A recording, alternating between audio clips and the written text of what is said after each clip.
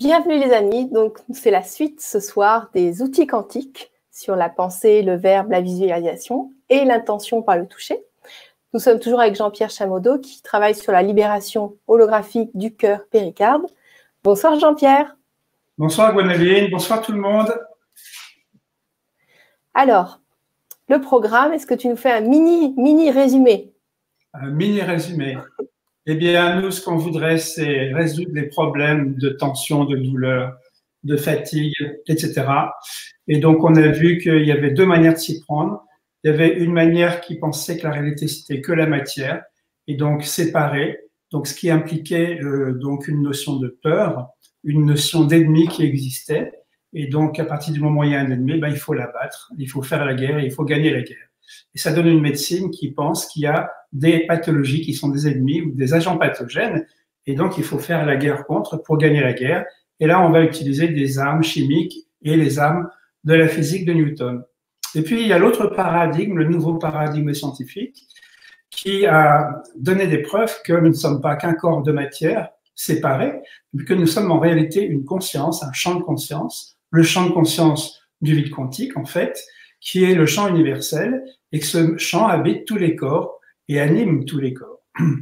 Ce qui n'exclut pas que chacun a une conscience individuelle, mais nous sommes tous interconnectés par cette conscience collective. Et donc, à partir du moment où on a compris cette réalité-là, on sait que l'autre est une partie de moi, et donc on ne peut que déduire que les ennemis n'existent pas, puisque tout le monde est une partie de moi. Et donc, ça va nous mettre dans une logique de paix, dans une logique de respect, dans une logique d'amour, de contribution au bien-être. Et donc, dans ces cas-là, évidemment, au niveau de la médecine, ça va montrer que effectivement, les pathologies n'existent pas, que les agents pathogènes ne sont pas aussi pathogènes qu'on veut bien l'affirmer, et que la solution ne consiste pas à lutter contre les pathologies, mais consiste simplement à reconnecter les cellules. Alors, tout simplement, on a pris conscience avec l'épigénétique que les cellules avec les hormones de stress se déconnectent du champ de conscience et que ça donnait toutes les pathologies. Alors, plutôt que de s'occuper des conséquences que sont les pathologies, mais on va s'occuper de la cause, c'est-à-dire si les pathologies existent parce qu'on a déconnecté les cellules, mais il suffit de reconnecter les cellules et les pathologies disparaissent. Et on n'a pas besoin de s'occuper des pathologies, on s'occupe que de la connexion. Et bien évidemment, pour ça, on a une nouvelle stratégie, donc, et donc on a des outils pour atteindre ce résultat-là. Comment est-ce qu'on va reconnecter des cellules? Eh bien, tout simplement en se servant de la conscience, pour agir sur le champ de conscience de l'organe que l'on souhaite traiter avec l'information. Et donc, on a vu que on allait se servir de l'effet observateur de la physique quantique, qui dit que nous sommes une conscience créatrice, et nous allons nous en servir puisque l'effet observateur, c'est tout simplement l'intention, et que donc, puisqu'il y a 4 canaux par lesquels peuvent s'exprimer les intentions, eh bien, je vais utiliser ces 4 canaux pour pouvoir être efficace, c'est-à-dire l'intention par le toucher quantique, c'est ce qu'on a vu hier soir, et ce soir on va voir donc l'intention par le verbe, l'intention par la pensée, l'intention par la visualisation. Et on aura fait le tour des outils quantiques. Voilà, pour l'introduction. Donc on va pouvoir démarrer gentiment, à moins que tu aies des choses particulières. Ah non, non, on est tous prêts, on C'est t'attend. parti. J'ai pas été trop long. C'est parfait. Alors, l'intention par le verbe.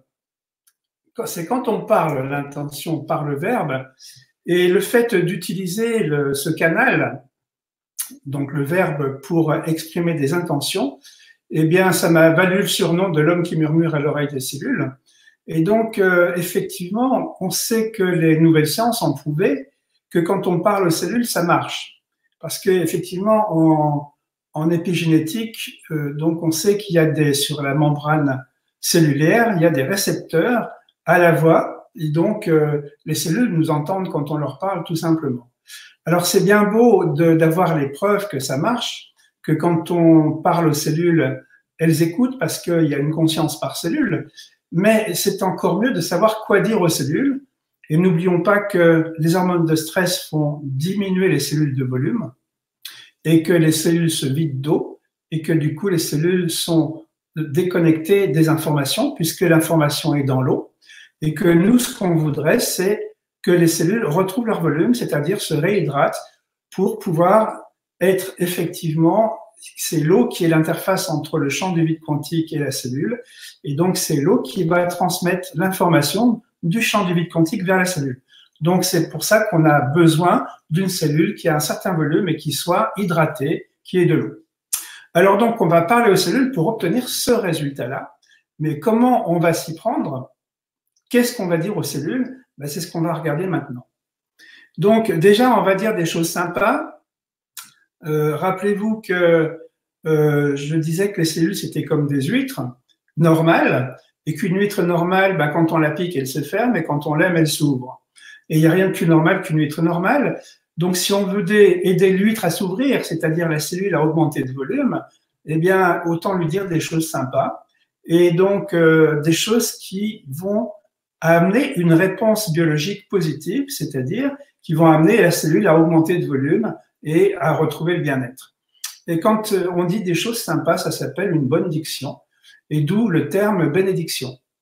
Alors, on va s'occuper que des bénédictions, parce que les malédictions, tout le monde sait les dire, sans même s'en rendre compte. Alors, donc, revenons aux bénédictions. Il y a deux manières de faire des bénédictions. Il y a, par le verbe, il y a ce que j'appelle d'abord les formules magiques, et une autre manière, c'est la libération, la prière. Donc, si vous voulez, j'ai testé ces deux manières, et je n'ai gardé que la prière, et je vais vous expliquer pourquoi. Donc, quand j'agis et que je donne une formule magique, et que je parle aux cellules en leur donnant un ordre quelque part, j'agis en tant que Dieu de mes cellules, et donc je vais être quelque part assez autoritaire. Et comme je ne suis pas encore 100% connecté à ce champ, il est possible que je fasse des erreurs, et donc j'ai rien pour me rattraper par rapport à mes erreurs avec les formules magiques. Et par contre, avec la prière, c'est ce qui est intéressant. Ce qui m'intéressait, c'est de mettre Dieu entre moi et la personne que je traite, parce que je me dis que si je demande à Dieu d'intervenir pour ces cellules, eh bien, je pense que Dieu, si je fais des erreurs, va rectifier mes erreurs, et je trouve que c'est un bon garde-fou. Voilà, un petit peu pour le principe. Alors, je vais quand même vous expliquer par où je suis passé, pour que vous compreniez comment j'en suis arrivé à où j'en suis aujourd'hui. Donc, on a commencé par des formules magiques. Et donc, la première formule magique que j'ai entendue, c'était pas de moi, c'était d'une ostéopathe qui disait que les vertèbres retrouvent leur position fonctionnelle et leur fonction. Autrement dit, elle avait une vision matérialiste du corps humain, et donc elle considérait les vertèbres du point de vue matérialiste, c'est-à-dire c'est bien de la matière, et elle demandait à ces vertèbres de retrouver leur place, et on est dans le local. Alors, comme lorsque j'ai entendu cette formule magique pour la première fois, j'étais déjà ostéopathe, j'avais déjà fréquenté 2 écoles d'ostéopathie et je pouvais vérifier si cette affirmation que ce genre de phrase pouvait remettre les vertèbres en place, ça fonctionnait. Effectivement, j'ai vérifié et que les vertèbres retrouvent leur position fonctionnelle, leur fonction, ça marche, mais ça marche pour quelques vertèbres sur la totalité des vertèbres en lésion ostéopathique. Et je me suis dit que c'était un bon début, que c'était une bonne direction de recherche, mais que c'était complètement insuffisant. Ce qui fait que je me suis mis à chercher dans cette direction, évidemment, et que donc j'ai amélioré donc ces formules magiques et je les ai adaptées en fonction des découvertes que j'ai faites notamment sur l'identité, sur ce que je vous ai expliqué dernièrement, c'est-à-dire le fait qu'on allait agir en tant que champ sur un champ et non pas sur un corps physique. Et donc ça a donné la première formule magique est l'HCP, qui vient de moi, et cette formule est la suivante, que l'âme et l'esprit de chaque cellule, du foie ou de l'organe que je souhaite traiter, donc, retrouvent leur expansion, leur vibration fonctionnelle et leur fonction. Alors, quand on parle de l'âme et l'esprit, j'avais à cette époque-là une vision, je voyais, je pensais, je continue de penser encore, mais ce n'est qu'une hypothèse, ce n'est pas une certitude. J'avais imaginé donc une manière de voir l'anatomie de la cellule, et notamment l'anatomie subtile. Donc, je considérais que la membrane cellulaire, c'était une chaussette, et qu'à l'intérieur de la chaussette, c'est-à-dire à l'intérieur de la membrane cellulaire, il y avait un ballon en caoutchouc qui était l'âme, et qu'à l'intérieur du ballon en caoutchouc transparent, il y avait de la lumière qui était l'esprit. Et donc, j'imaginais que lorsqu'il y avait des hormones de stress, la chaussette se rétractait, donc les petits trous de la chaussette se bouchaient et on ne voyait plus la lumière sortir de la chaussette. Voilà ce qui se passe quand il y a des hormones de stress, c'est qu'il y a une rétraction de la membrane cellulaire. Et donc, l'idée, c'était de dire que c'était l'âme, qui est le ballon, qui avait décidé de se dégonfler pour fermer la porte et pour se protéger, exactement comme une huître qui se ferme lorsqu'on la pique. Et donc, puisque la fermeture de la membrane cellulaire était la décision de l'âme, eh bien, il fallait, à mon avis, donc, s'arranger pour convaincre l'âme, tous les gains pour lui suggérer et lui donner envie d'ouvrir la porte, c'est-à-dire de regonfler le ballon pour que les mailles de la chaussette s'écartent et pour que la lumière puisse rayonner à travers les trous des mailles de la chaussette.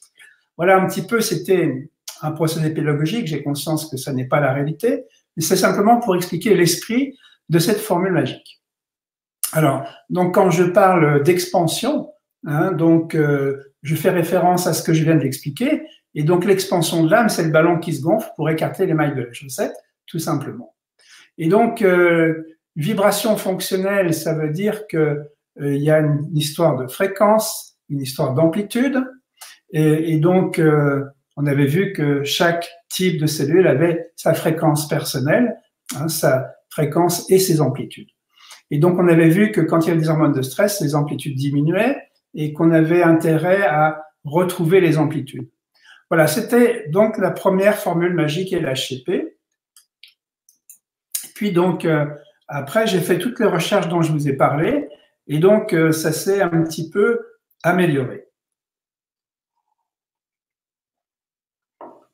Et la formule, c'est arrivé donc à la formule magique, la dernière formule magique que j'ai utilisée était la suivante, que les champs de tous les niveaux fractales, par exemple du foie, de son tissu vasculaire et de ses fascias, soient harmonisés. Et après, je disais les suites de chiffres 1, 8, 8, 8, 9, 4, 8, 3 fois. Je vais maintenant détailler cette formule magique pour que vous sachiez que derrière chaque mot, il y a toute une base scientifique et il y a des connaissances qui sont assez importantes. Et donc, comme je vous les ai déjà données, ces connaissances, je ne vais pas repartir dans les détails, je vais simplement réveiller votre mémoire par rapport à ce que j'ai déjà dit dans les conférences précédentes. Que les champs, donc, je vous signale que j'ai pris la décision d'agir en tant que champ de conscience sur un champ de conscience. Donc là, ça fait allusion à la physique quantique, à Albert Einstein, à Niels Bohr, à Nassim Haramein. C'est tous ces gens-là qui m'ont dit que c'est important que je parle de champ. De tous les niveaux fractales, donc j'ai dû étudier la géométrie fractale, qui a été créée par un Français qui s'appelle Benoît Mandelbrot, et dont Nassim Haramein parle assez souvent dans ses recherches. Et donc, simplement, je me suis amusé. J'avais expliqué donc dans la conférence de Nassim Haramein ce que c'était qu'un niveau fractal. Et quand on prend un organe, par exemple le foie, le foie est un niveau fractal. Le niveau fractal au-dessus, c'est le corps humain. Mais le niveau fractal en dessous du foie, c'est les cellules du foie. Et le niveau fractal en dessous des cellules du foie, c'est les protéines, les molécules qui sont dans ces cellules. Et le niveau fractal en dessous, c'est les atomes. Et le niveau fractal en dessous, ce sont les protons. Et les niveaux fractals en dessous, ce sont les points Planck. Donc, vous voyez qu'il y a plusieurs niveaux fractals et je me suis amusé à expérimenter qu'est-ce que ça fait quand je fais une formule magique pour les points Planck, qu'est-ce que ça donne si je fais une formule magique pour les atomes. Et j'ai essayé comme ça tous les niveaux fractals. Et au bout d'un certain temps, je me suis dit, mais pourquoi ne pas faire une formule qui couvre tous les niveaux fractals? J'ai essayé et j'ai vu qu'effectivement, ça donnait de meilleurs résultats. Donc, j'ai conservé de tous les niveaux fractals. Alors après, je cite l'organe que je souhaite traiter et j'ai appris et donc que dans ces organes, quand il y avait des hormones de stress, les cellules se fermaient. Mais les cellules, par exemple, du foie se ferment mais on apprend aussi avec Bruce Lipton qu'il y a une vasoconstriction. Donc, il n'y a pas que le tissu du foie, il y a les cellules des vaisseaux sanguins qui parcourent le foie également. C'est pour ça que je rajoute de son tissu vasculaire. Et il y a aussi, le foie est entouré d'un fascia, et j'avais fait allusion au fait que l'information, donc l'ordinateur, était à la surface des niveaux fractales, ce qu'on appelle l'horizon des événements. Et donc, là où il y avait beaucoup d'eau, et notamment à la périphérie.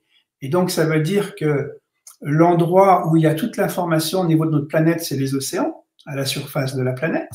Eh bien, au niveau d'un être humain, l'endroit où il y a l'information et l'ordinateur, c'est la peau et le cerveau, même origine embryologique. Et donc, l'endroit où il y a l'information et l'ordinateur, pour moi, dans l'organe, c'est le fascia qui entoure l'organe. Et dans la cellule, c'est la membrane cellulaire. Voilà. Et donc, voilà pourquoi je disais, et de ces fascias, quand on sait en plus que, quand j'ai étudié les fascias, il y a eu des nouvelles recherches récemment qui ont été faites par Thomas Meyer, Robert Schleip, Carla Stecco, Manfred Mens et Nassim Haramein en a parlé aussi.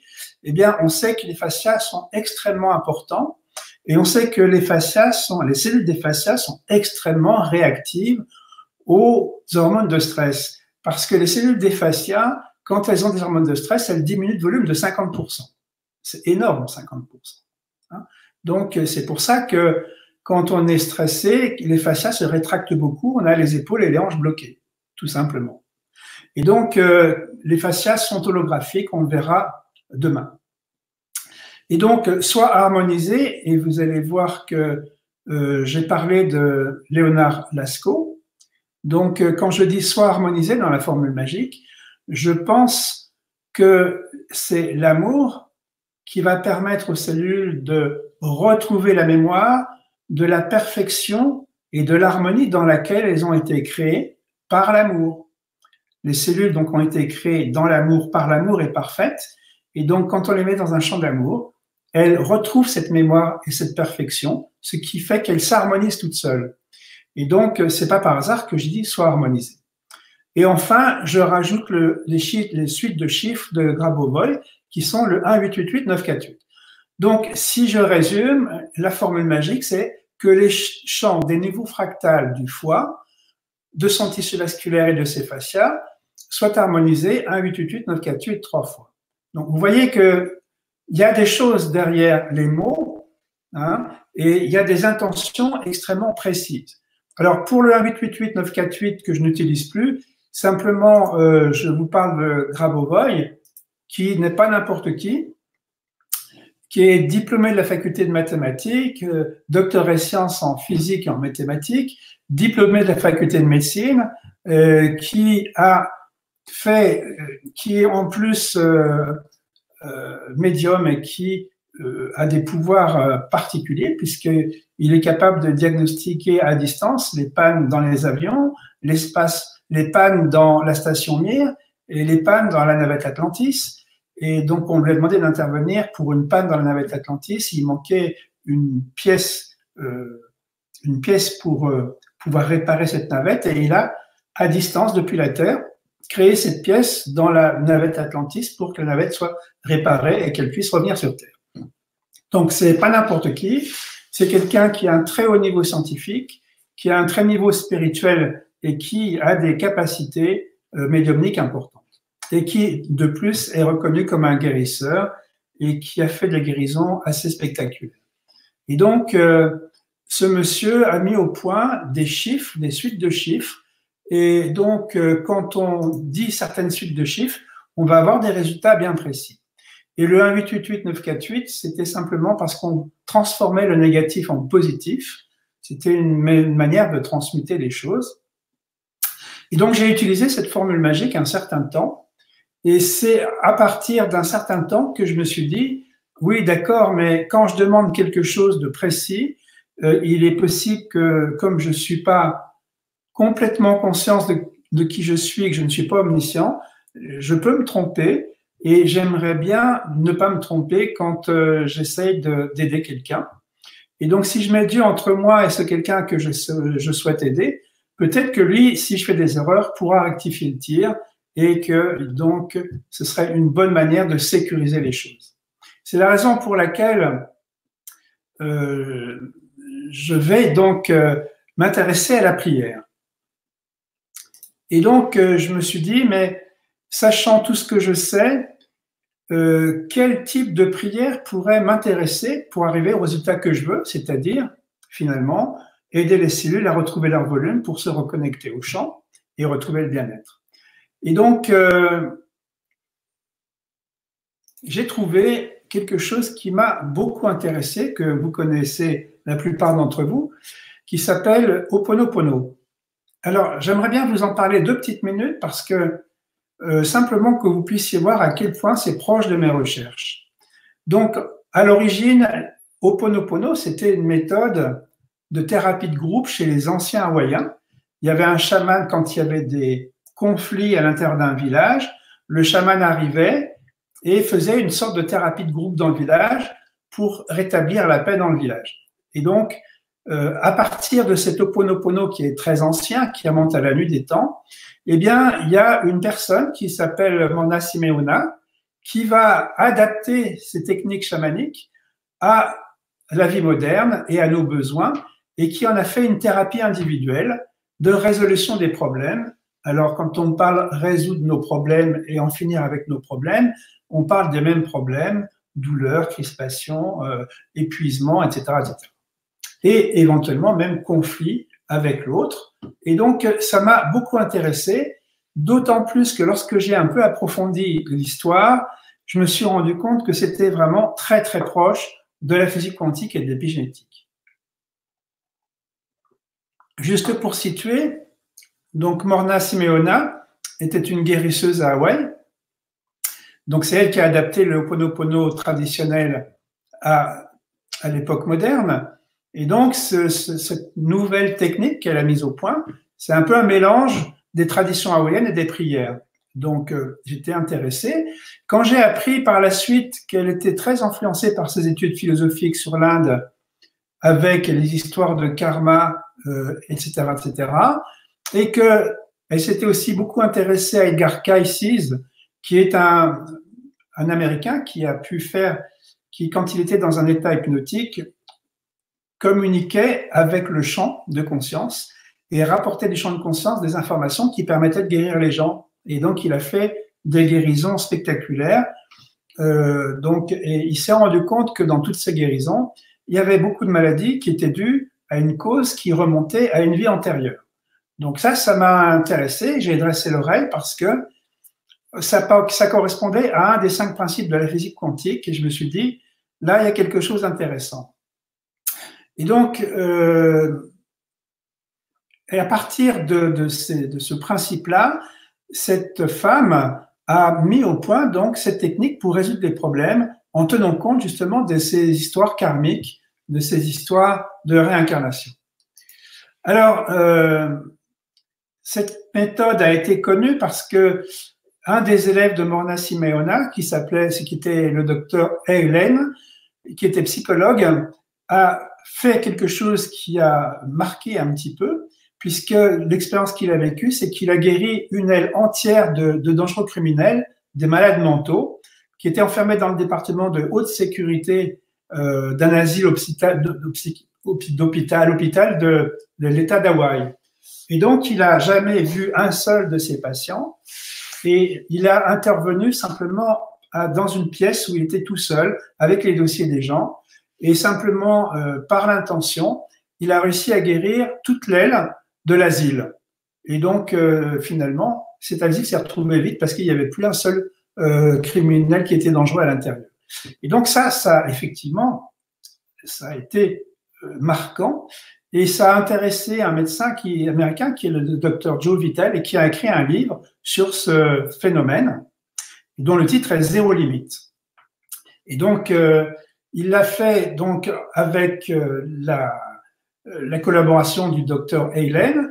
Et donc, ce livre s'est répandu dans le monde entier, ce qui fait que la technique Ho'oponopono maintenant est très, très connue. Alors, simplement, de quoi il s'agit?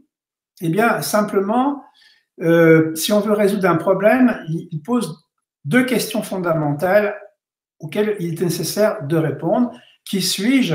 Et cette question de qui suis-je, ça m'a beaucoup intéressé parce que vous vous rappelez qu'en fonction de la réalité, on va en déduire notre identité. Et donc, c'est le problème de l'identité et que justement, l'identité change en fonction du concept de la réalité. Donc, on était en plein dans le sujet. Et donc, en fonction de qui je suis, qui est responsable? Alors, évidemment, ça m'a beaucoup parlé parce que si je suis un corps physique séparé d'autres corps physiques, je suis la victime des autres qui sont mes ennemis, alors que si je suis la conscience universelle, je suis créateur. Et justement, Ho'oponopono dit « je suis créateur ». Donc là, on est en plein dans la physique quantique et dans l'effet observateur. Et donc, il dit donc l'univers physique est la matérialisation de mes pensées. Rien n'existe à l'extérieur de moi, tout existe grâce aux pensées dans mon esprit.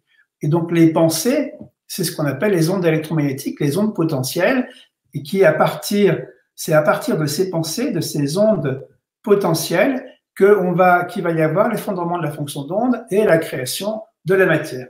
Et je me suis dit, voilà quelque chose qui est très quantique. Alors évidemment, ça fait que si je suis créateur, il y a deux identités possibles. Soit je suis vide d'informations négatives dans mon subconscient et du coup, je reçois l'inspiration divine, mes pensées sont pures et donc je crée un monde physique harmonieux et plein d'amour. Soit mon subconscient a stocké des mémoires négatives, je suis les mémoires et c'est les mémoires qui agissent à travers moi et c'est plus moi qui agis, c'est plus le divin qui agit à travers moi, mais c'est mes mémoires et mes mémoires négatives. Et là, ils appellent ça l'ego. Et donc, comme le subconscient est plein de programmes négatifs, ça m'a beaucoup rappelé les travaux de Bruce Lipton qui disait que justement, c'était ces programmes négatifs qui nous étions malades à cause de ces programmes négatifs. Donc, évidemment, quand on a des programmes négatifs, du style « je suis nul », du style « les gens sont dangereux » ou « les gens sont des ennemis », évidemment que ça va amener des pensées négatives et que ça va amener forcément une création négative.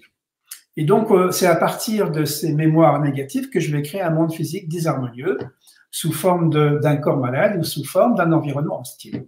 Alors là, on est en plein dans ce qu'on disait en épigénétique et en physique quantique.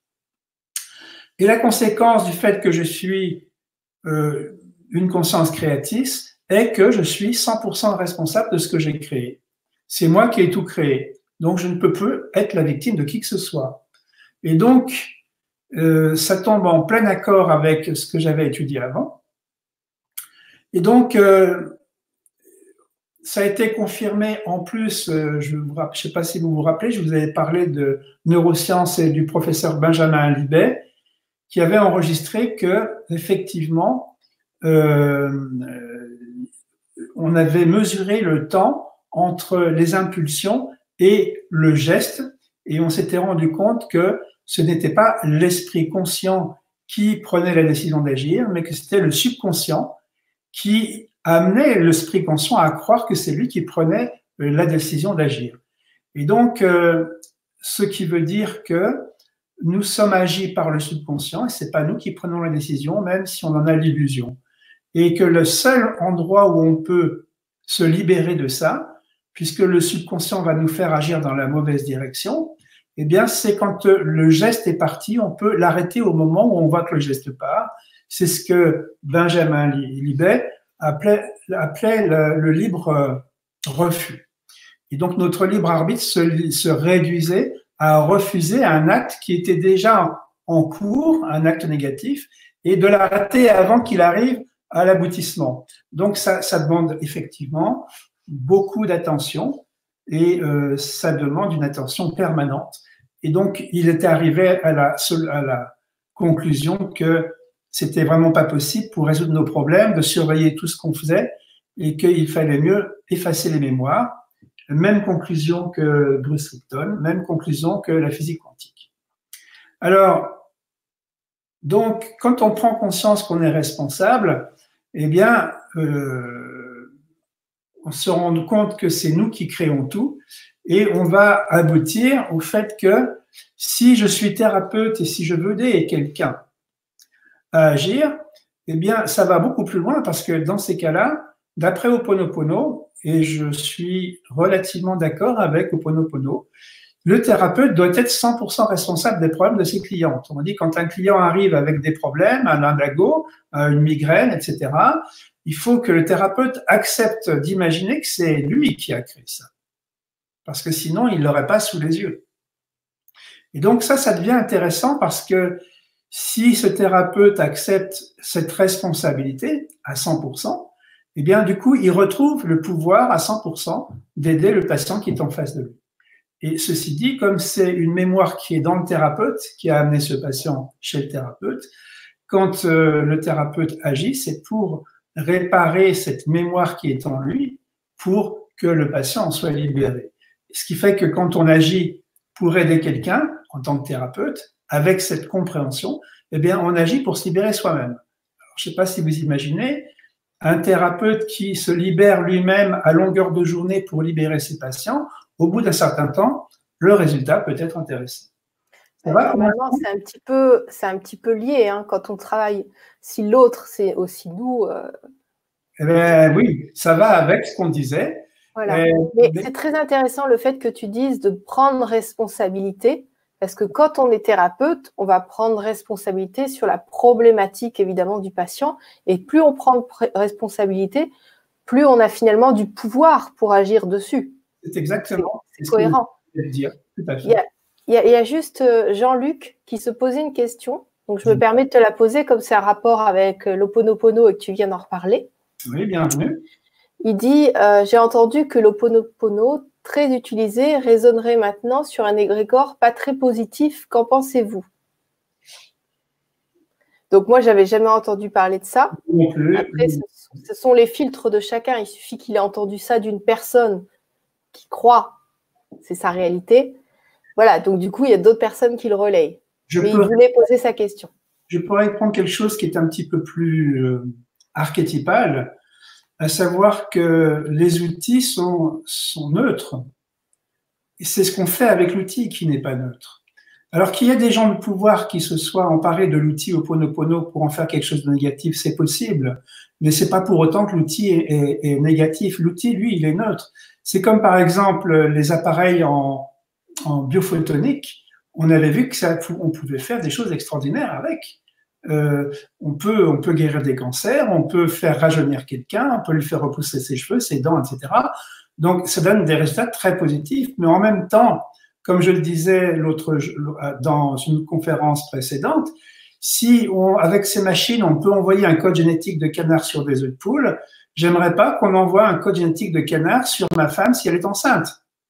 Donc, ça veut dire qu'avec ce même appareil, on peut faire des choses positives et des choses négatives, mais l'appareil, lui, il y est pour rien. C'est qui programme l'appareil. C'est justement pour ça que j'ai renoncé aux appareils et que je préfère agir de conscience à conscience directement parce que je sais qu'il n'y aura pas d'intermédiaire négatif entre mon patient et moi. Et donc, pour Ho'oponopono, c'est moi qui décide de m'en servir à ma manière et je vais vous expliquer comment je vais faire et je vais l'utiliser pour aider les cellules à s'ouvrir. Donc, j'ai un outil qui est correct et je m'en sers pour quelque chose de positif. Donc, à mon avis, il n'y a pas de danger. Et en plus, comme Ho'oponopono, c'est une prière qui passe par Dieu, rappelez-vous qu'on a quand même l'intermédiaire entre soi et le patient qui est un garde-fou. Donc, je ne vois pas où est le danger. Ma foi, si vous en voyez un, dites-le moi, ça peut m'intéresser. Voilà, j'espère que j'ai répondu à votre question. Ah, je t'entends plus du tout. Pardon, je t'ai dit, je pense que oui. Ah ouais, d'accord. Vous m'entendez, hein? Oui, c'est moi qui avais mis le micro pour mieux t'écouter. Ok. Donc, ce qui vient d'être dit concernant Ho'oponopono, ça m'a rappelé Fred Wolf qui disait « Les processus inconscients peuvent être altérés par l'intention consciente, soit en nous-mêmes, soit chez une autre personne. » Mais là, Ho'oponopono va plus loin puisqu'il dit « Ok, on peut interférer sur ce que crée l'autre et sur ce que je crée moi, mais à condition que moi, j'en prenne la responsabilité à 100%.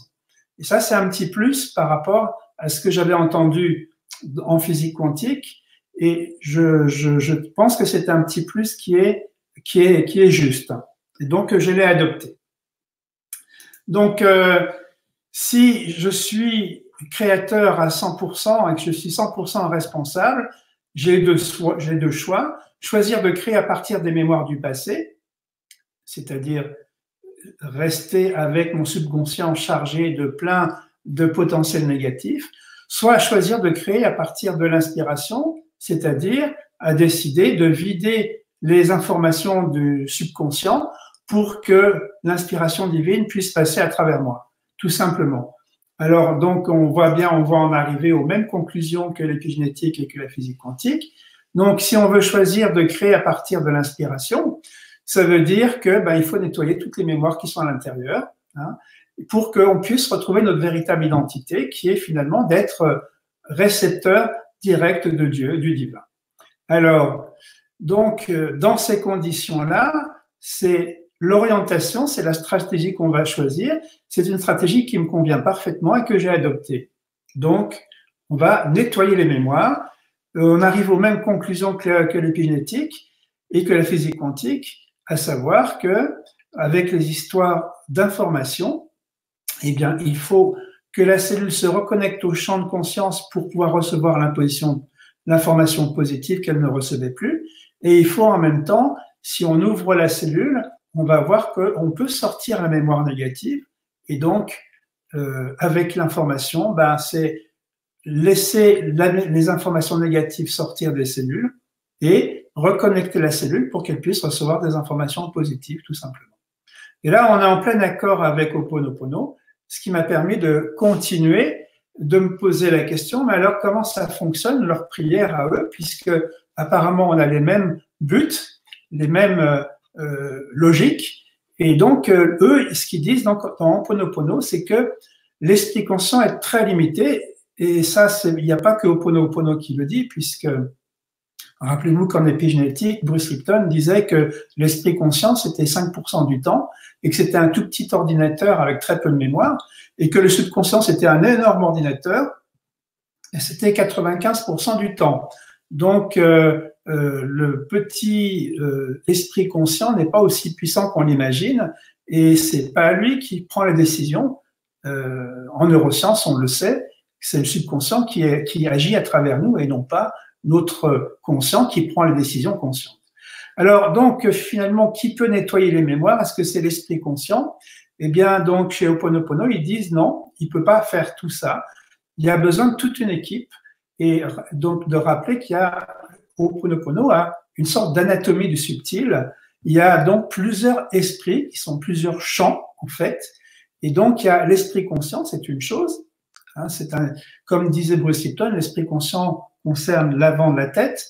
Et puis, il y a l'esprit subconscient qui est plutôt en arrière de la tête. C'est un champ, un autre champ. Et puis, il y a aussi l'intelligence supraconsciente qui est au-dessus. Et il y a l'intelligence divine qui correspond très probablement au champ du vide quantique. Et donc, c'est toute l'équipe qui doit travailler pour effacer les mémoires. Voilà le principe de Ho'oponopono. Alors, ça m'a intéressé, j'ai continué d'étudier ça.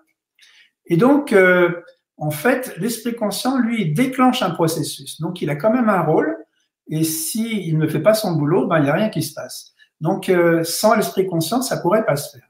Et l'esprit conscient fait une demande, et la demande à Dieu, qui est une prière, tout simplement. Et donc, cette demande, il demande à l'intelligence divine de transmuter les mémoires en état de vide, c'est-à-dire de retirer les mémoires négatives qui sont stockées dans le subconscient. Alors, voilà, donc, d'où quelques réflexions par rapport au thérapeute. Ils disent le thérapeute n'est pas là pour sauver les gens, il doit guérir lui-même des programmes communs qu'il observe chez ses patients afin de guérir le monde. Il doit aimer, écouter les gens et dire au divin « je t'aime ». Et donc, cette fameuse prière que l'esprit conscient va adresser au divin commence par « je t'aime ». Et le « je t'aime », il est adressé à Dieu, bien entendu. ou si vous préférez au champ quantique, au champ du vide quantique. Alors, ensuite, dans la prière, il y a un deuxième mot qui est le mot désolé. Et désolé pour les pensées en moi, les pensées erronées en moi qui ont créé le problème pour moi et pour mon client. Autrement dit, je suis conscient que c'est moi qui ai créé le problème et je suis à partir de mes mémoires négatives et je suis vraiment désolé d'avoir créé ces problèmes à partir de ces mémoires négatives. Donc, c'est donc reconnaître la réalité. Et l'esprit conscient du thérapeute doit dire pardon. Et c'est là que j'attire votre attention parce que le mot pardon est à double tranchant. Derrière le mot pardon, il y a tout un conditionnement religieux judéo-chrétien qui n'est pas très sain parce que à partir du moment où il y a eu des erreurs de traduction, louper la cible, ça s'est traduit en péché et du coup le péché existe alors que c'est simplement une erreur de traduction.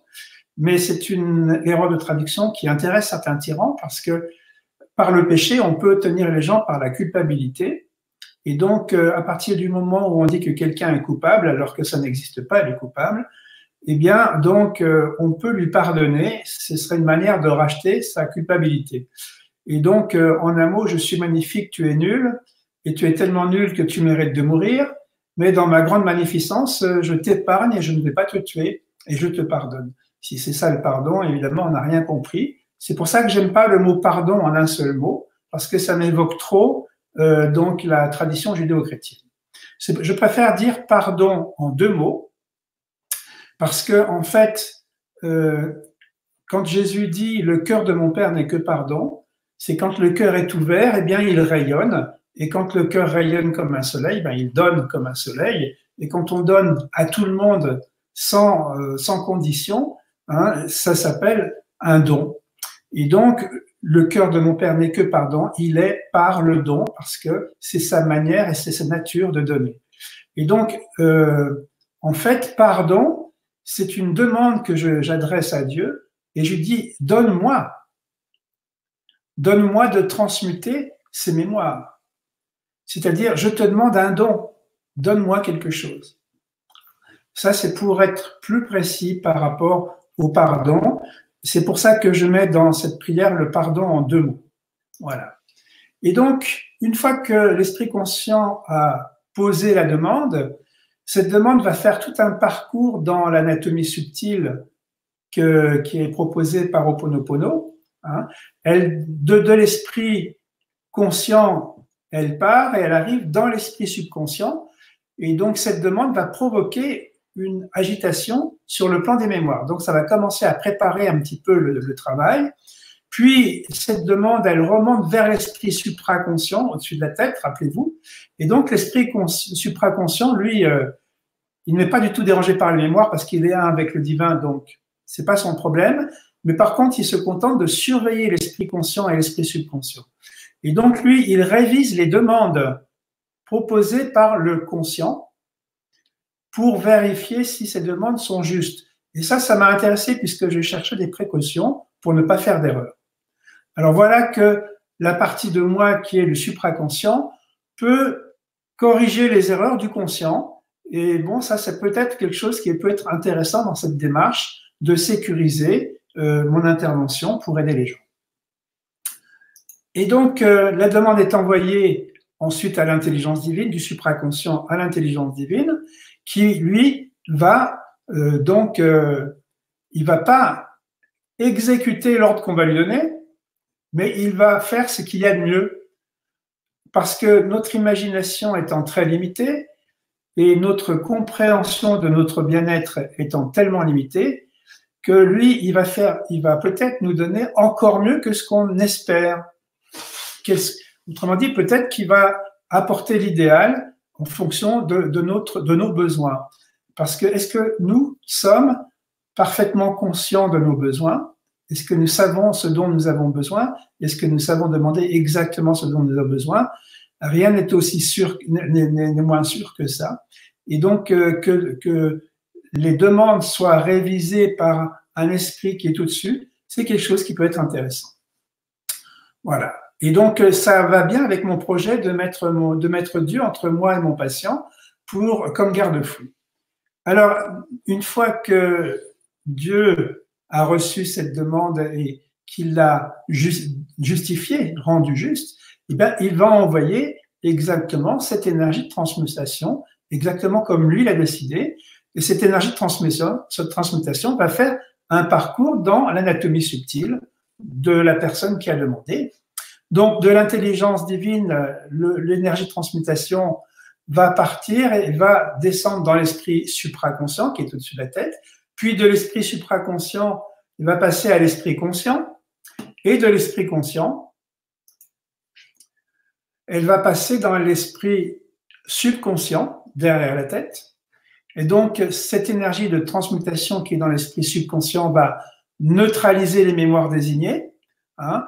Et donc, par exemple, dans les mémoires négatives, on a le ressentiment, les peurs, les colères, le jugement, les confusions. Et donc, c'est justement ces mémoires erronées qui ont déclenché les problèmes de création négative, comme nos maladies et comme un environnement hostile. Alors donc, ces mémoires sont neutralisées et sont vidées du subconscient. Et donc, du coup, il y a un vide qui s'établit.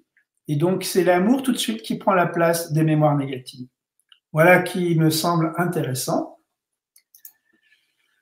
Et donc, la prière Ho'oponopono se termine par merci. Et merci, c'est un signe de foi. J'en ai parlé hier de la foi. C'est pas le credo qui fait pour les crédules, mais c'est simplement le fait d'être digne de foi, c'est-à-dire digne de confiance, digne de foi, c'est-à-dire les preuves qui permettent de savoir. Et donc, quand je dis merci, j'exprime ma gratitude et je démontre que je crois que la situation se résoudra. Alors, est-ce que c'est une croyance naïve ou est-ce que c'est une croyance qui repose sur une expérience? Ça reste à réfléchir.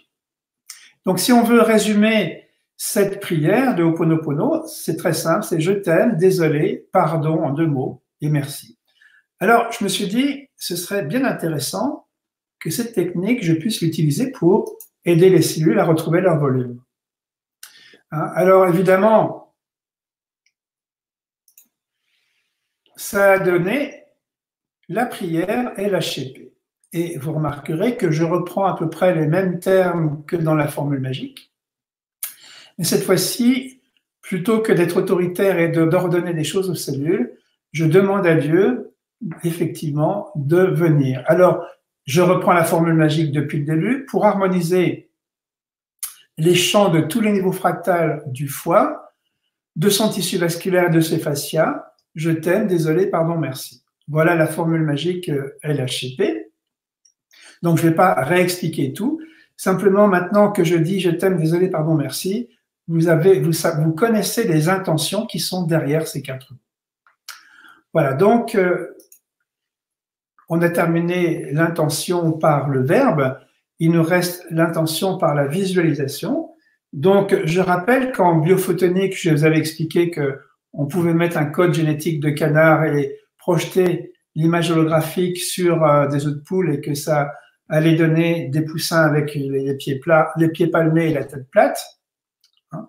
Autrement dit, quand nous visualisons quelque chose, nous créons un hologramme et quand nous envoyons cet hologramme sur le champ morphogénétique que nous souhaitons traiter, eh bien, l'information va passer exactement de la même manière qu'avec les machines de la biophotonique.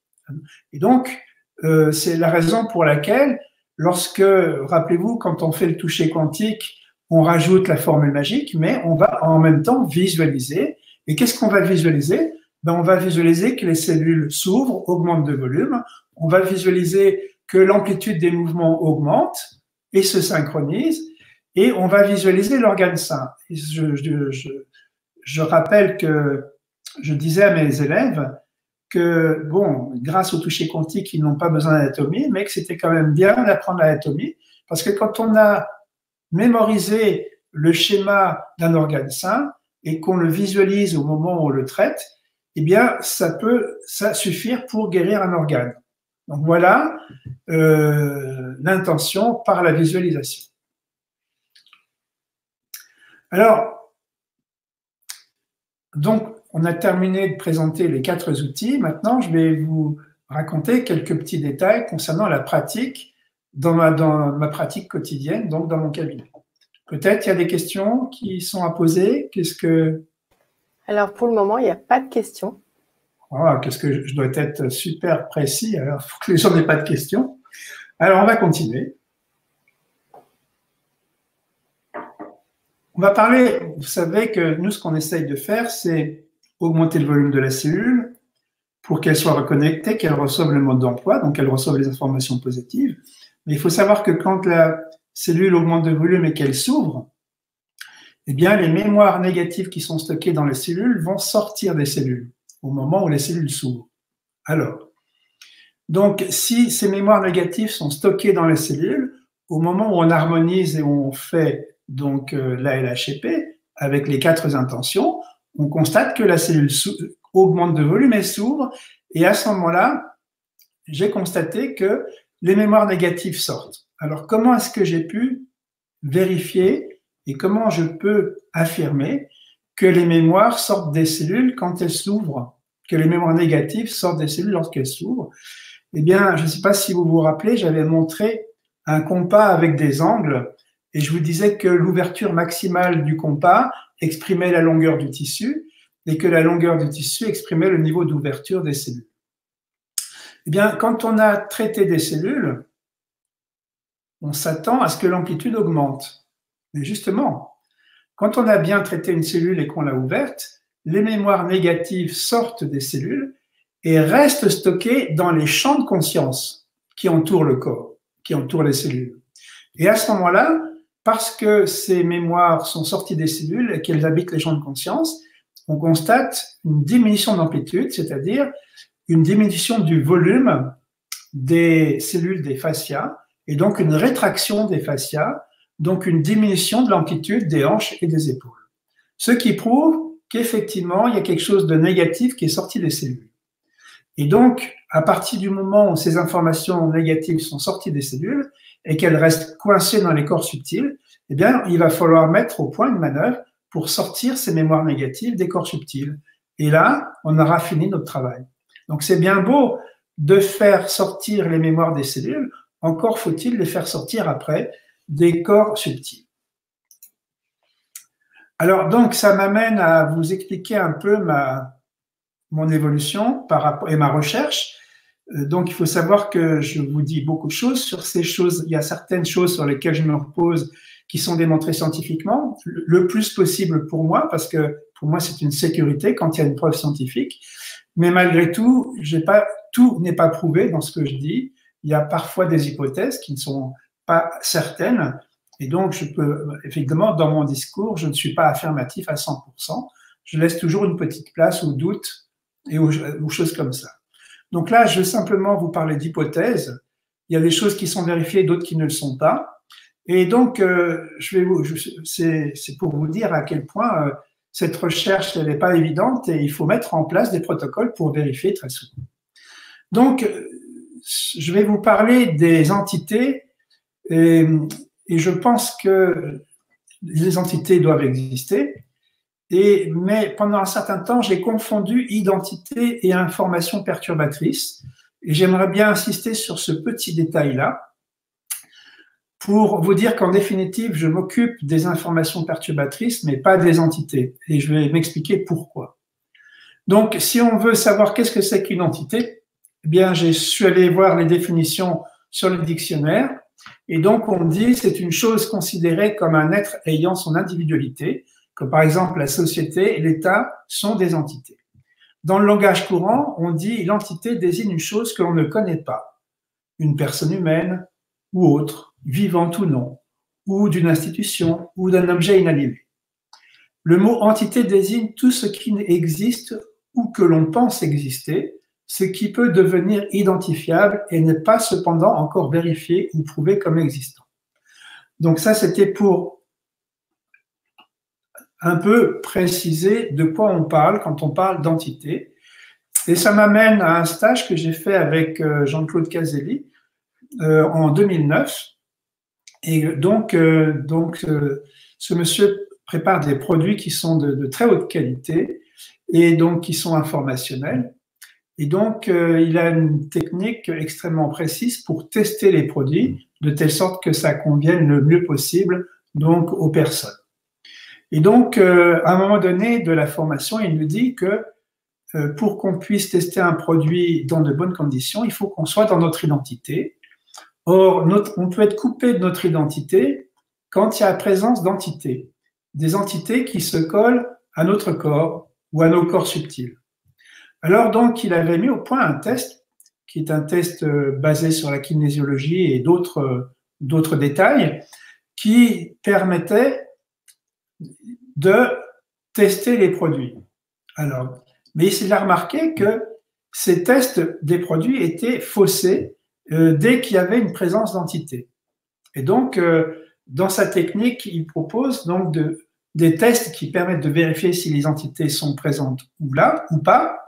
Et si les entités sont présentes, il propose une technique pour nous libérer des entités afin que l'on puisse faire un test qui soit juste et qui ne soit pas modifié par les entités. Alors moi, je le dis tout de suite, ce concept de partir sur une base propre pour faire des tests, je l'utilise donc dans la LHCP à plusieurs niveaux. Donc je ne vais pas rentrer dans les détails, c'est plutôt réservé aux stagiaires qui font la formation. Et donc, il faisait le test, il y avait présence d'entité, et il avait un spray, et donc il faisait un deuxième test, et on constatait que les entités étaient parties. Bien. Et après, donc, il pouvait tester ses produits et donner les bons produits à ses patients. Et donc, quand j'ai pris conscience et connaissance de ce protocole, je me suis dit, voilà qui est intéressant. Et comme j'apprenais à cette époque-là à harmoniser des péricardes, je lui ai proposé donc une expérience dans laquelle on retirait les entités du patient et de moi en tant que praticien qui allait donner une manœuvre pour le péricarde. Je faisais ensuite la manœuvre pour le péricarde et après cette manœuvre, on vérifiait s'il y avait des entités sur le patient et sur le praticien. Et à mon grand étonnement, effectivement, quand on partait sur un praticien, un patient qui était sans entité et qu'on harmonise quelque chose, eh bien, d'un seul coup, le patient et le thérapeute donc se retrouvent avec des entités. Alors, voilà qui m'a mis la puce à l'oreille et qui m'a incité à chercher un peu plus loin parce que, évidemment, comme j'essaye de faire les choses précisément, je voulais prendre des précautions pour éviter toute source d'erreur. Alors, donc, il m'est arrivé aussi, je me suis amusé à faire des tests avec mes propres tests à moi en LHCP. Et je me suis rendu compte qu'effectivement, dès que j'harmonisais quelqu'un, je me retrouvais avec des choses qui bloquaient les hanches, qui bloquaient les épaules. Et donc, je me suis rendu compte qu'il y avait une présence subtile que j'appelais les entités, donc comme M. Casali, qui faussait les tests. Et donc, qui faussait les tests ostéopathiques parce que je me suis amusé donc à tester sans entité pour faire un diagnostic ostéopathique. Puis, je regardais si je pouvais harmoniser quelque chose pour rajouter des entités. Je refaisais le test ostéopathique et donc là, c'était complètement faussé. Donc, j'ai pu vérifier que la présence de ces entités faussait les tests ostéopathiques, faussait les tests en acupuncture. Et j'ai aussi un ami en Suisse qui fait de ce qu'on appelle les thérapies quantiques, c'est-à-dire la biorésonance, la morathérapie, etc. Et donc, j'arrive chez lui, et donc, il me teste en morathérapie sur des pointings, c'est-à-dire les points des extrémités des orteils. Et donc, quand il arrive au 1 de rate, qui est sur le gros orteil, là, d'un seul coup, il y avait un bip qui était pas sympathique du tout, et il me regardait dans les yeux en me disant que j'avais un pied dans la tombe. Bon. Et donc, il me disait, oui, surtout le 1 de rate, c'est vraiment une catastrophe. Et comme les entités, d'après M. Casali, rentraient par le 2 de rate du gros orteil droit, ça a fait tilt. Et je lui dis, écoute, si ça se trouve, j'ai simplement des entités. Donc, je lui ai appris à retirer les entités. Il les a retirées. Et quand il m'a retesté avec son appareil, eh bien, j'étais parfaitement en bonne santé. Et donc, c'est là que je me suis rendu compte que ces entités faussaient les diagnostics des appareils de biorésonance. Ça, je vous en avais parlé. Et donc, c'est pour ça que les appareils, vous savez, si on veut être juste, il faut prendre beaucoup de précautions. Vous voyez le genre de précautions que je prends pour ne pas me tromper. Je vais chercher assez loin. Bien. Et donc, fort de ces constatations, comme ces entités faussaient les tests énergétiques, les tests ostéopathiques, les tests d'acupuncture, ça faussait les coups chinois, ça faussait les appareils de médecine quantique. Donc, je me disais, avant de faire un test quel qu'il soit, il est nécessaire de retirer les entités. Alors, le problème, c'est que le spray pour retirer les entités coûtait très cher. Et donc, j'ai un jour téléphoné à son associé pour lui demander s'il n'y avait pas une autre manière qu'un spray pour pouvoir retirer les entités. Et ce monsieur m'a donné une prière moyenâgeuse que vous avez là sous les yeux. Alors, cette prière, elle est très longue. Et donc, je vous l'ai dit entièrement une fois, vous allez voir, c'est long. Jésus d'amour, faites que les entités qui se trouvent sur mon corps se présentent devant moi. Alors, je fais un premier signe de croix, la main qui dessine la croix dans l'air, au nom du Père, au nom du Fils, au nom du Saint-Esprit. Je vous confirme, je vous bénis, je vous baptise et je vous demande de monter vers la lumière divine à la place qui vous convient. Je remercie Jésus par Saint Benoît et Saint Michel Archange. Donc, c'est très moyenâgeux, ça fait, ok, ça a du charme, mais je trouvais ça très long parce que je me suis rappelé que dans un protocole, à chaque fois que j'harmonise quelque chose, que ce soit ostéopathique, que ce soit un organe, que ce soit ce que vous voulez, je libérais des informations négatives, ce que je pensais à l'époque être des entités. Ce qui faisait que j'avais à intervenir pour retirer ces entités avant chaque test que je faisais. Et comme je fais plusieurs tests dans une séance, ça m'obligeait à dire cette prière qui est très longue plusieurs fois. Et là, je me suis dit, là, c'est pas possible. Puisque je sais que le Verbe est créateur, je vais mettre au point moi-même ma prière pour retirer les entités. Et donc, j'ai tâtonné. J'ai commencé par que les entités sortent de ce corps. Puis après, je me suis rendu compte qu'en définitive, il y avait plusieurs corps subtils. Donc, j'ai dit que les entités sortent de ces corps. Et après, je me suis dit, mais les entités, ce sont des êtres à part entière qui sont dans la difficulté autant que la personne que je traite. Et donc, je vais les confier aux archanges. C'était une idée comme ça. Et donc, j'ai dit que les entités sortent de ces corps, soient accueillies vers les archanges et montent vers la lumière. Et puis après, comme je me suis rappelé que quand j'harmonisais, non seulement les entités apparaissaient chez mes patients, mais en plus chez moi, j'ai rectifié et je dis que les entités sortent de nos corps, soit que par archanges et montent vers la lumière. Et puis, à un moment donné, lors de ma vie, le hasard m'a permis de rencontrer une personne qui s'occupait des entités, qui était une professionnelle, qui était très réputée. Et donc, j'avais fait une consultation avec cette personne et elle m'avait dit, elle était en plus canal, elle me dit, et ça, elle ne savait pas que j'envoyais donc ces entités aux archanges. Et elle me dit d'un seul coup, les archanges sont en train de me dire que ce serait bien que vous arrêtiez d'envoyer vos camions d'ordures aux archanges. Alors, elle me dit, ce que vous envoyez aux archanges, ce n'est pas des entités, et donc c'est des détritus, en quelque sorte, donc arrêtez de faire ça. Alors bon, ça m'a fait un peu réfléchir, évidemment, et donc je me suis rendu compte que il ne faut pas confondre entité et information perturbatrice, c'est-à-dire des informations que nous avons créées nous-mêmes qui sont négatives. Ça, c'est un petit peu comme la poussière dans une maison. Eh bien, ça se jette et ça se détruit. Alors voilà, donc du coup, ça a changé un petit peu ma manière de voir les choses. J'ai arrêté d'envoyer mes détritus aux archanges et c'est devenu, et c'est toujours, que les informations perturbatrices, puisque ce n'étaient pas des entités, sortent de nos corps et soient détruites. Donc là, vous voyez que ça change et ça a pris un virage. Et donc, quand je parle d'informations perturbatrices, je ne parle pas d'entité. Maintenant, je fais la distinction entre entité et information perturbatrice.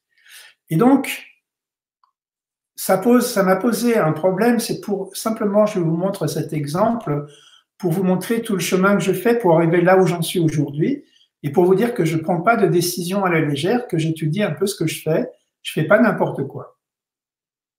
Et du coup, quand j'ai eu l'idée de détruire des informations, un jour je lis dans un article scientifique que dans la version officielle de la physique, on ne peut pas détruire les informations. Ah, voilà qui était contradictoire. Et puis, j'entends plein de choses sur les informations parce que c'est quelque chose qui n'est pas encore très connu, l'information. Il y a pas mal de recherches dans ce domaine et tout le monde n'est pas d'accord, même dans les grands scientifiques. Et notamment, il y a deux manières de voir l'information. Il y a deux manières de penser qui sont complètement opposées.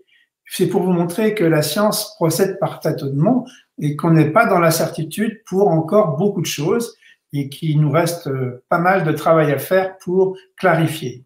Et donc, il y a deux manières de voir l'information.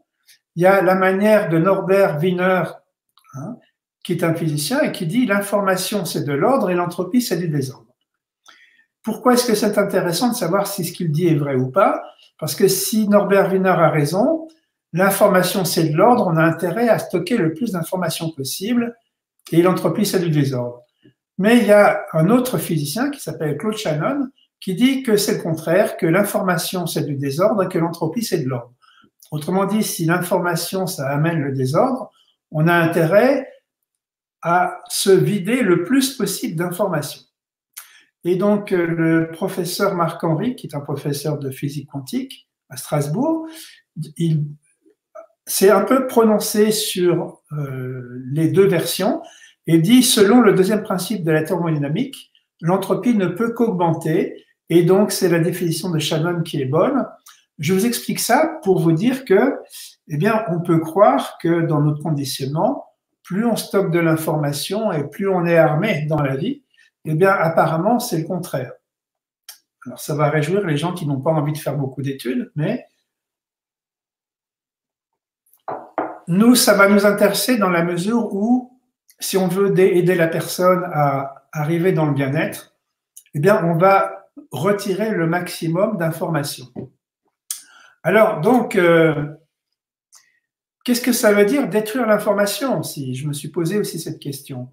Et là, c'est le professeur Marc-Henri qui va me donner un petit coup de main pour comprendre comment faire. Donc,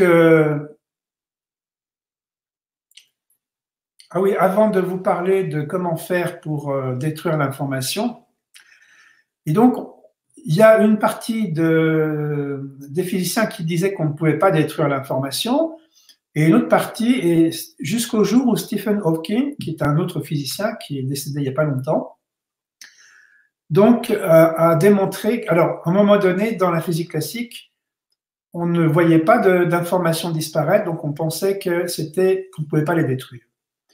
Puis on s'est dit qu'effectivement, là où elles disparaissent dans les trous noirs, à cause de la gravité, parce que, bon, je ne vais pas rentrer dans les détails, au moins, elle avait disparu, mais elle était stockée dans le trou noir et on savait qu'elle existait toujours dans le trou noir.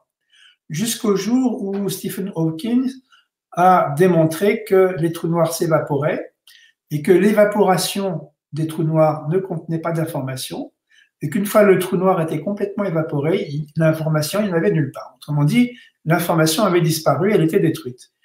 Et là, ça a mis un petit peu la zizanie dans la physique. Enfin, je ne vais pas rentrer dans les détails de physiciens.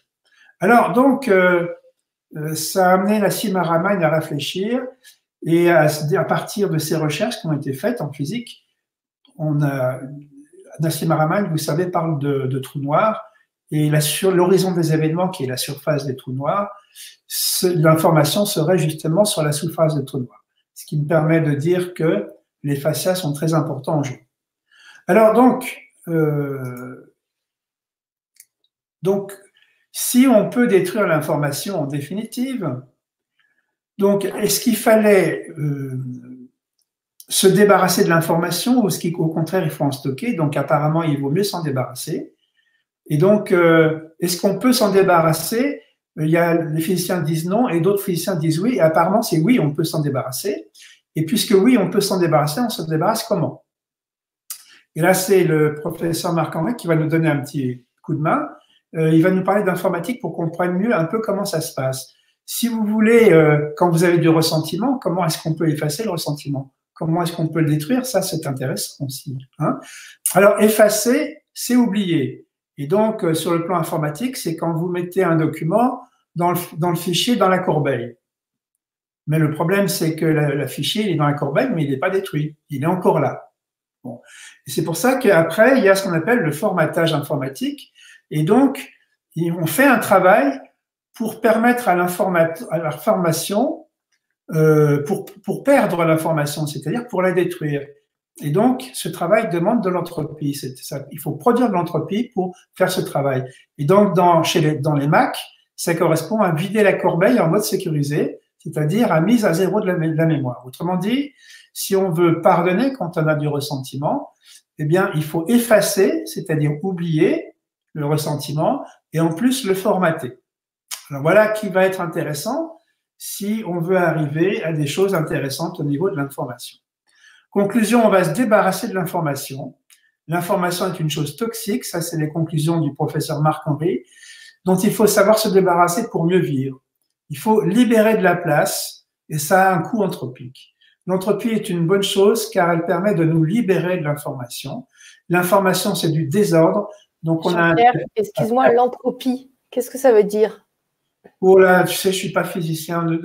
Il y a des choses. Non, mais parce que tu nous dis un mot, moi, si tu veux, je comprends pas l'entropie. Donc j'ai besoin juste de savoir ce que c'est pour comprendre le tout. Ouais, mais juste en quelques mots.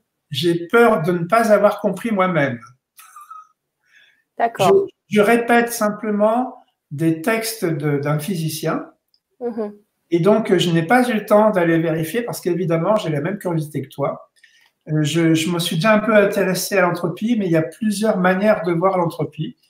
Et ça demande toute une enquête. J'avoue que j'ai d'autres choses à faire en ce moment. OK. Pour comprendre l'entropie, il faut vraiment essayer de se retrousser les manches et mettre les mains dans le cambouis un petit peu. Hein. Voilà. Alors donc, conclusion, qu'est-ce qu'on fait avec ces informations négatives? Alors moi, pour l'instant, je dis que les IP sortent de nos corps et soient détruites.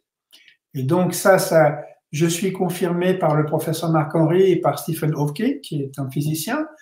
Ou bien est-ce que je dois dire que les IP sortent de nos corps et soient transmutés, comme le dit Ho'oponopono? Et ça amène l'autre problème, c'est quoi transmuter? Et transmuter en quoi? Donc c'est quand même, si on veut être conscient et faire les choses correctement, c'est toutes ces questions qu'on a à se poser. Et vous voyez, c'est un chantier en cours que je voulais vous montrer, qui n'est pas encore abouti et qui me demande des recherches. Et dès que je vais avoir des éléments, au fur et à mesure que je vais recevoir des éléments, je vais peut-être progresser dans ce sens-là. Et donc, Marc-Henri, lui, disait que les IP sortent de nos corps et retournent dans le vide quantique. Mais est-ce que quand ces informations négatives retournent dans le vide quantique, elles ne redeviennent pas des potentiels que n'importe qui pourrait actualiser? Ça, c'est la question que je pose. Donc, vous voyez que c'est quand même pas évident.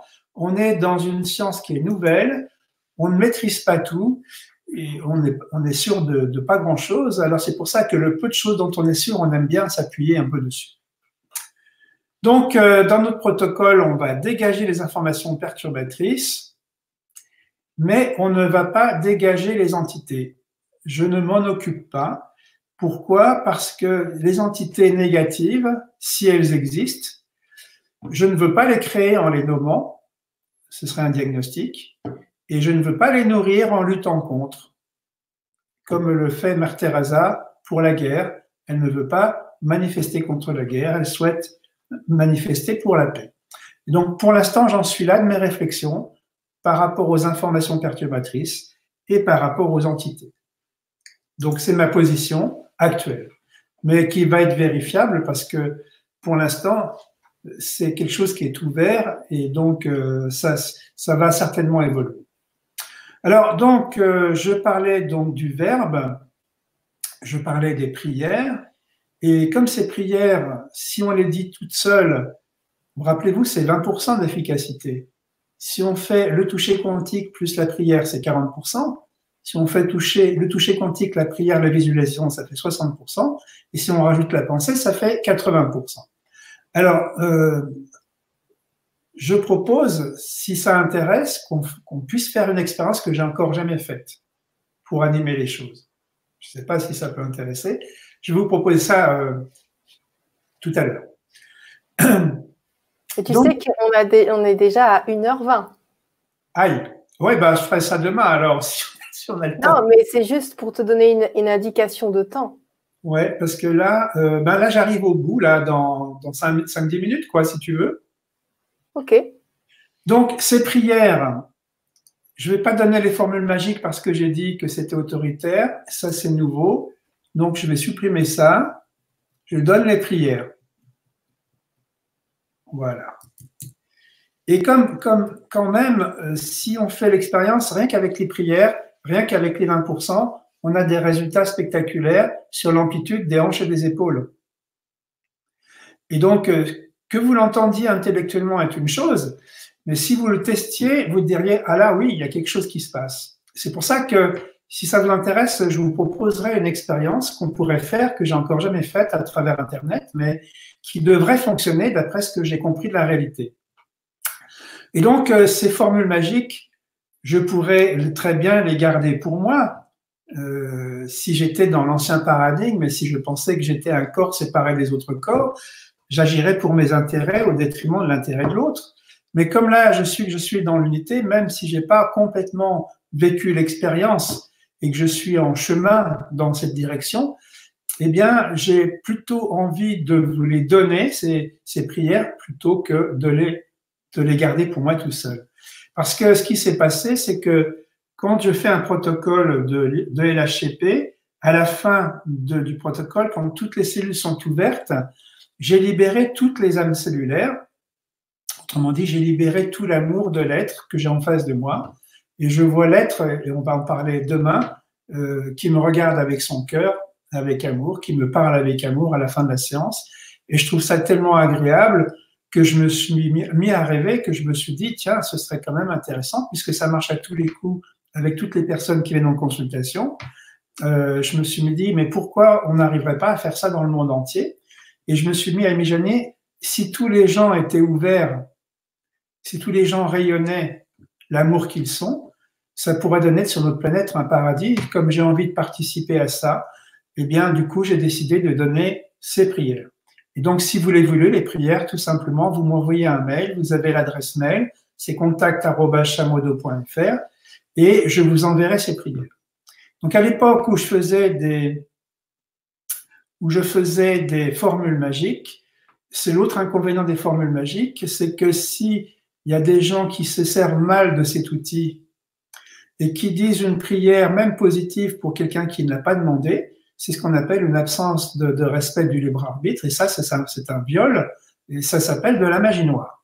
Et donc, je tiens à attirer votre attention sur le respect du libre arbitre des gens. Mais ça, c'était valable pour les formules magiques, puisque la formule magique était autoritaire par rapport aux cellules. Mais quand on fait une prière et qu'on met Dieu entre soi et l'autre, du coup, si cette prière n'est pas juste, elle n'aboutira pas à l'autre. Et donc, l'autre est protégé du fait même que c'est une prière. Et du coup, vous pouvez prier pour l'autre sans lui demander l'autorisation, alors que vous ne pouvez pas faire une formule magique pour l'autre sans lui demander l'autorisation. Voilà la différence entre les deux. Donc, vous m'envoyez un mail et je vous envoie le texte à lire à haute voix. Le mieux, c'est de le lire le soir avant de vous endormir parce que ça va vous harmoniser pour la nuit et vous allez récupérer beaucoup mieux pendant toute la nuit. Voilà, alors, on peut s'arrêter là, si tu veux, ou alors j'ai encore 2-3 choses à dire. Je t'entends pas. Je t'entends pas. Alors, le public veut faire ta proposition. Avant, il y a juste une question d'Yuri auquel il serait intéressant de répondre, parce que ça fait 2 fois qu'il la pose, donc je pense qu'il a envie qu'elle passe. Il dit, voici la question, potentiel négatif, pourquoi toutes ces idées passées ne sont pas forcément négatives, non? Oui, simplement, c'est pas. Je fais simplement allusion aux travaux de Bruce Lipton, qui disait que la plupart de nos mémoires sont négatives. La plupart de nos conditionnements sont négatifs. Hein? Donc, on a stocké des mémoires qui ne sont pas négatives, certainement, mais quand même, apparemment, quand même, la majorité sont négatives, des conditionnements qui ne nous aident pas. Alors, négatif, c'est qui ne nous aide pas. Hein, voilà. Je ne sais pas si j'ai répondu à la question. Ok. Ouais. Ok, bah, il va nous le dire si. Ho'oponopono, c'est ce qui nous pousse à avoir des actes qui ne sont pas dans l'amour, qui ne sont pas alignés. Et donc, vu le nombre d'actes qui ne sont pas alignés autour de nous, on peut penser quand même qu'il y a quand même encore pas mal de mémoires négatives qui sont stockées chez tout le monde, quoi. Hein. Voilà. Et donc, nous avons tous à faire ce travail de toilette, hein, pour nous débarrasser de ces mémoires négatives, pour qu'on arrête de créer du négatif, tout simplement, avec notre pouvoir créateur. Voilà. Ok.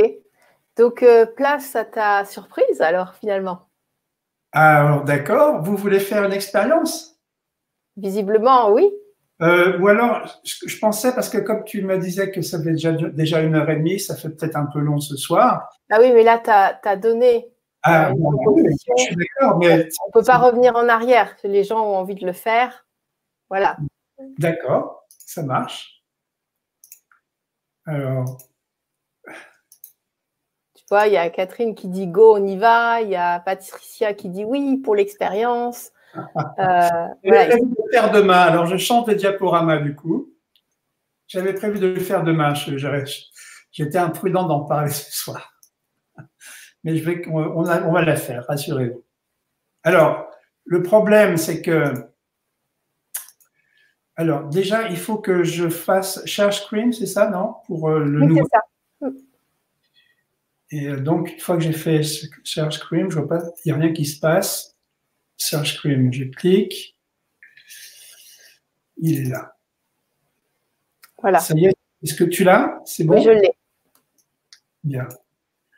Alors, je vais vous proposer les règles du jeu. On va faire une expérience. Alors, là, ça ne va pas du tout sur l'écran. Il faut que tu nous le mettes en gros. Je vais le mettre correctement, ne t'inquiète pas. C'est-à-dire que pour comprendre cette expérience, non seulement il faut comprendre que notre verbe est créateur, mais en plus, il faut comprendre que le corps est un hologramme et quelles sont les conséquences de l'holographie, ce que je pensais expliquer demain. Mais je l'explique en 2 minutes. Si vous voulez, par exemple, si vous avez un problème au niveau du corps, par exemple, un blocage de hanche ou un blocage d'épaule, donc, plus le tissu qui croise l'épaule se rétracte, plus l'épaule est prisonnière et moins l'amplitude est importante, l'amplitude du mouvement. Alors, le problème, c'est que les épaules sont très complexes à tester puisque dans les épaules, il y a 3 articulations. C'est la raison pour laquelle je propose de tester la hanche. Bien. Donc, si vous voulez faire cette expérience, il faut vous mettre 2 par 2. Et donc, une personne allongée sur le sol et une autre à côté de la personne qui est allongée.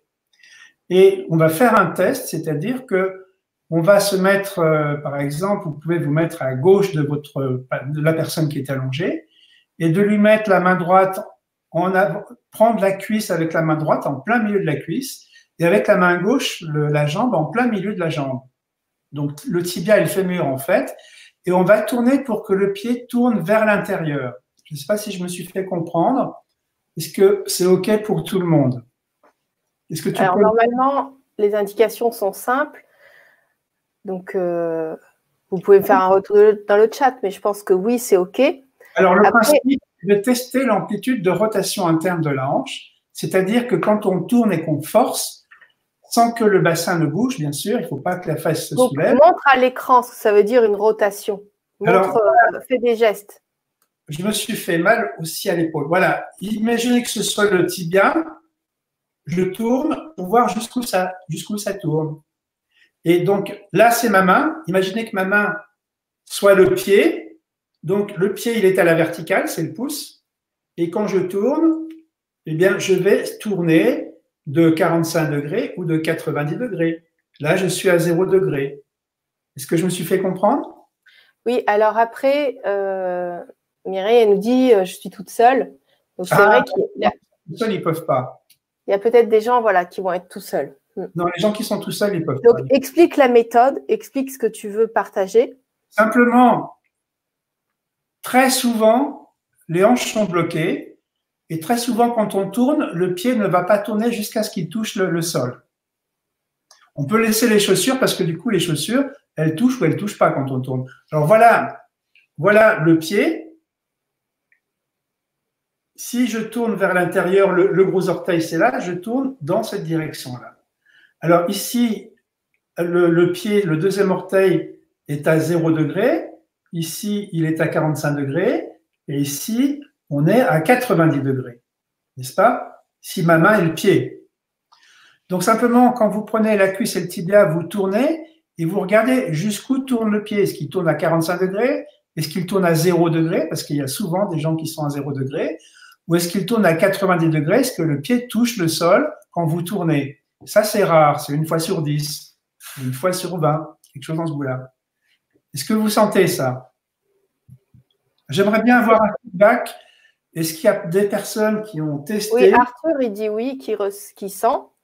Après, ils sont bloqués. Est-ce qu'il y a des hanches bloquées parmi les gens qui ont fait les tests? Mais tu sais, expliquer comme c'est expliqué, moi, si je ne savais pas de quoi tu parlerais, si tu parlais, ouais, je ne comprendrais pas.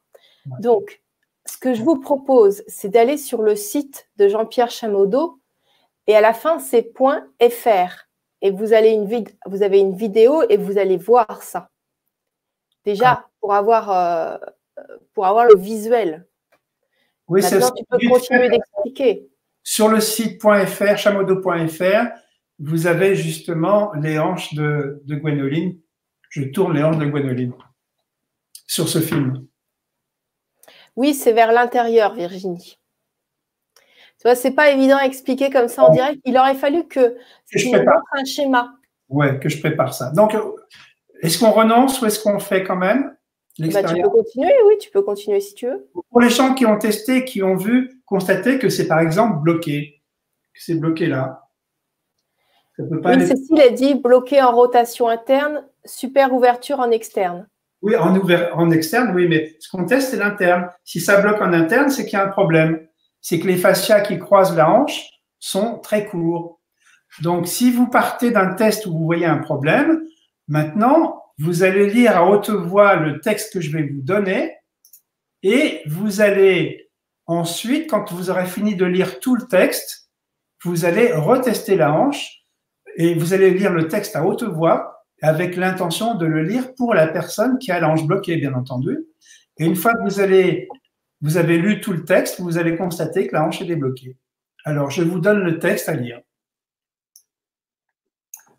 Après, c'est juste à lire à haute voix. Alors allez-y, c'est parti. Vous lisez à haute voix tout ce que vous voyez.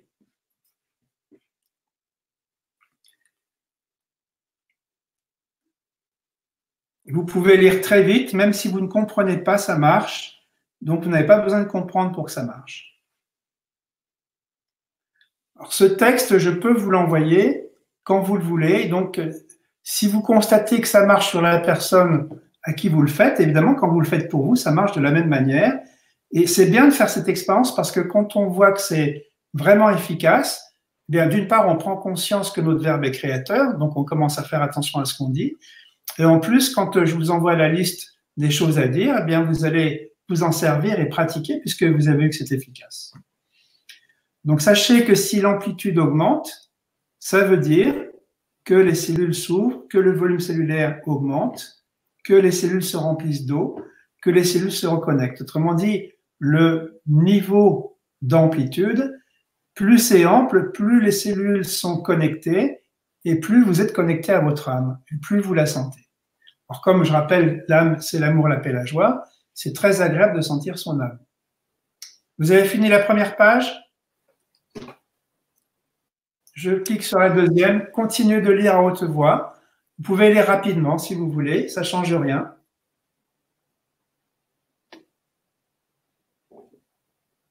Et là, vous voyez, moi, je ne dis rien, c'est vous qui dites, c'est pas moi. C'est simplement pour vous aider à comprendre, en tous les cas, à vivre l'expérience que votre verbe est créateur. Moi, j'ai rien de spécial, je suis la même conscience que vous. Je suis ni plus ni moins créateur que vous. Je suis exactement de la même manière.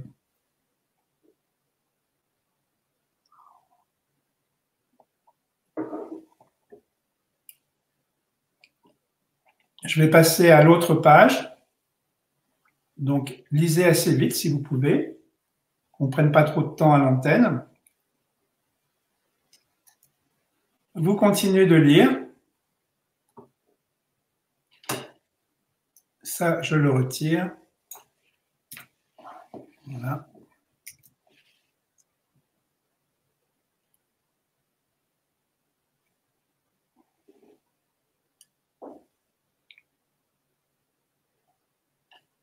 Donc, la formule magique que les IP sortent de nos corps et soient détruites, c'est pour retirer les pollutions électromagnétiques.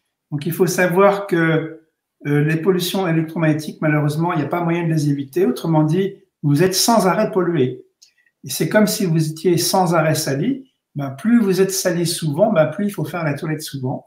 Autrement dit, cette formule magique qui concerne les pollutions électromagnétiques, que les IP sortent de mes corps et soient détruites, elle est à dire 1 ou 2 fois par jour minimum, si vous voulez vraiment vous maintenir dans un niveau un état d'être qui soit correct. Alors, la dernière page. Voilà. Et donc, maintenant que vous avez lu, je vous demande, pour ceux qui n'ont pas eu le temps de tout lire, de lire la dernière phrase, que les informations perturbatrices sortent de nos corps et soient détruites. Vous terminez par cette phrase-là, que les informations perturbatrices sortent de nos corps et soient détruites. Et maintenant que vous avez dit ça, vous retestez votre hanche et vous constatez, pour la plupart des gens, que les hanches sont débloquées. Et j'aimerais bien avoir quelques feedbacks, puisque c'est la première fois que je le fais donc par Internet et avec des gens que je ne vois pas. J'aimerais bien vérifier que ça marche. Donc voilà. Vous aviez une rotation à un certain degré avant et normalement, la rotation elle va aller beaucoup plus loin. Donc, c'est ça que Jean-Pierre veut savoir. C'est ça, oui. Et si c'est le cas, c'est que votre verbe est vraiment créateur et que le corps est vraiment un hologramme, parce que vous remarquerez qu'on n'a rien dit qui concernait la hanche. On a parlé du corps tout entier avec tous ces mots, mais on n'a jamais parlé de hanche. Ce qui prouve que quand on veut soigner une hanche, il faut s'occuper de tout sauf de la hanche. Voilà, et on en parlera la prochaine fois. Donc, Virginie a dit c'est plus souple. C'est plus souple, voilà. Donc, votre verbe est créateur. Alors, nous avons Patricia qui dit 45 degrés. Je ne sais pas si c'est avant ou après. Ah oui, Arthur qui dit la rotation interne se fait. Donc, en fait, bon, toi, tu es habitué à des choses très précises que tu notes au degré près. Mais voilà, eux, ils testent. Tu vois, donc ils donnent leurs mots. Si vous voyez que la hanche est plus souple après qu'avant, l'expérience a réussi, tout simplement.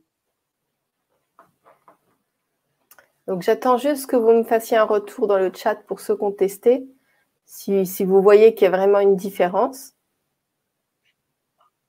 Oui, je ne prévoyais pas de faire ça ce soir, mais tant pis. Ben écoute, quand tu dis quelque chose en direct, tout le monde réagit en direct, ce qui est normal. C'est l'interaction. C'est vivant, c'est bien. Super. Donc, Patricia ne nous répond pas. Donc, voilà. Donc, j'attends vos réponses. En attendant, on se donne rendez-vous demain à 20 h. Exactement. Pour la suite, pour la dernière conférence. Exactement. Donc, demain, je vais vous donner quelques réflexions sur les soins que je donne. Vous aurez quelques précisions supplémentaires. Et après, on va parler donc d'holographie. Et on va voir que pourquoi, quand on utilise les outils quantiques, les résultats ne sont pas à 100%. Et que pour que les résultats soient à 100%, eh bien, il faut être global, tout simplement parce que le corps est un hologramme et obéit aux holographies. Donc, demain, je vous explique les lois de l'holographie. Et qu'est-ce que ça nous contraint? Eh bien, ça nous contraint à une utilisation globale de ces outils quantiques. Et quand on utilise les outils quantiques et qu'on le fait à un niveau global, c'est là qu'on a un résultat à 100%. Et je vais expliquer tout ça demain. Voilà. D'accord. Alors, Patricia, elle nous dit, elle est passée de 45 degrés à 60 degrés. Elle dit, youpi! Catherine qui dit... passer de 45 degrés à 85 degrés, mesure faite au pendule car je suis seule. Bravo. Et Cécile qui dit c'est plus détendu, oui. Donc voilà, c'est super. Voilà. Plus détendu, Attention. plus long, ça veut dire les cellules plus volumineuses et ça veut dire des cellules plus connectées. Ça veut dire que vous vous êtes rapproché de votre âme, de l'âme que vous êtes. Et ça, c'est super important. Voilà. Et donc, Mireille a dit merci à vous pour ce super bon moment, belle et lumineuse soirée. Donc, on va se souhaiter une super soirée à tous. C'est vrai que c'est très agréable d'être tous ensemble. Oui. Et quand tu nous partages en plus des surprises comme ça, qui nous font du bien, c'est encore plus génial.